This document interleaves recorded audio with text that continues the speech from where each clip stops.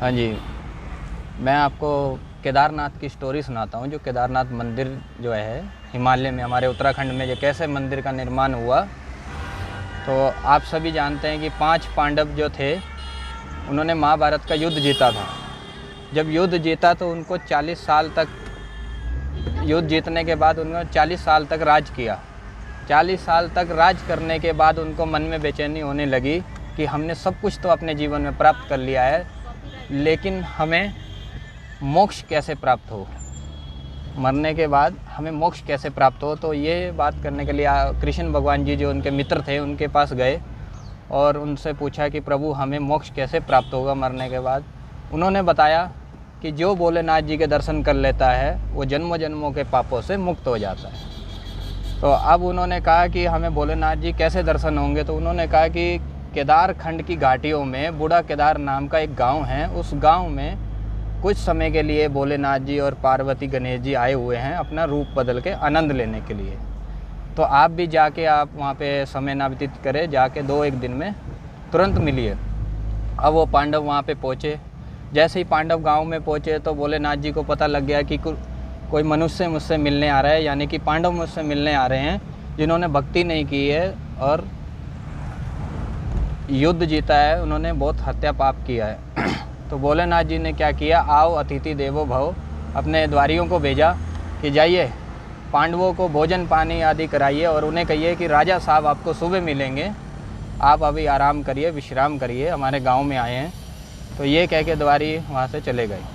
अब जब भोलेनाथ जी ने उनको भोजन पानी आदि के लिए बोला तो पांडव ने भोजन पानी किया, आराम करने लगे और भोलेनाथ जी उनको दर्शन नहीं देना चाह रहे थे और वहाँ से निकल पड़े।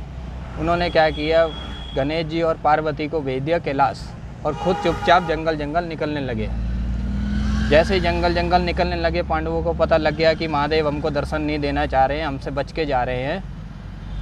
तो पांडवों ने क्या किया, वो भी भोलेनाथ जी के पीछे भोलेनाथ जी जंगल से जाने लगे अंदर और भोलेनाथ जी पीछे, पांडव पीछे।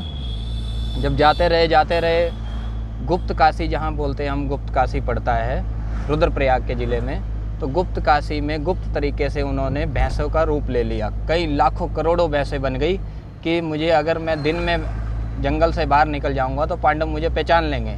उन्होंने अपनी माया जाल से काफ़ी करोड़ों भैंसों का रूप ले लिया। अब पांडव हैरान हो गए कि अभी तक तो कोई पशु पक्षी हमें दिखा नहीं था जंगल में, लेकिन जैसे ही हम जंगल से बाहर निकले तो इतने सारे पशु कहाँ से आए, एक ही जैसे। तो ऐसे ही उन्होंने पशु देखे कि अब इसमें से पहचाने कैसे, इसी में ही महादेव हैं। अब पांडव भी बुद्धिमान थे, एक ने कहा भीम भैया आप एक काम करिए, बाहुबली और शक्तिशाली है, एक पैर इस पहाड़ पे रखिए, एक पैर उस पहाड़ पे रखिए, और हम चारों दिशाओं से डंडा लेके भगाएंगे। जो भी भैंसें चली जाएगी टांगों के नीचे से पता लग जाएगा, क्योंकि माया जाल वाली तो जा सकती है, महादेव तो किसी की टांगों के नीचे से नहीं जाएंगे। अब वो 12 साल तक पांडव खड़े रहे, चारों दिशाओं में खड़े रहे, और भीम जो था अपना बाहुबली बन के एक इस पैर एक पहाड़ पे और एक पैर उस पहाड़ पे रख के खड़ा हो गया। और जैसे ही जाते रहे 12 साल तक उन्होंने परीक्षा ली भोलेनाथ जी ने। जब सारी भैंसें निकल गई, अब महादेव ने देखा है इनके ऊपर धूल मिट्टी बारिश आदि पड़ रही है, और महादेव जो पांडव है हार नहीं मान रहे, क्योंकि उनको तो मृत्यु का कोई भय ही नहीं था, क्योंकि मरना था और मोक्ष प्राप्त करना था। तो इसीलिए वो 12 साल तक वहाँ खड़े रहे।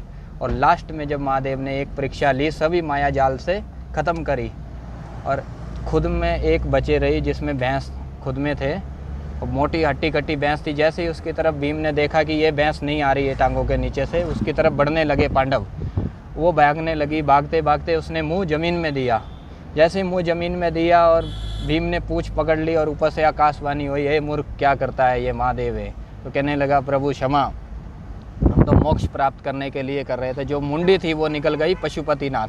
जैसे ही मनुष्य ने हाथ लगाया भीम ने, और वैसे ही वो शरीर पत्थर का बन गया। शरीर पत्थर का बनते ही वो फट गया। फटते ही पंच केदार बन गए, मदमेश्वर, तुंगेश्वर, कल्पेश्वर, रुद्रनाथ और केदारनाथ। ये पंच केदार मंदिर का निर्माण हुआ है। और वहीं से महादेव के जो केदारनाथ है वहाँ भोलेनाथ जी की पीठ है।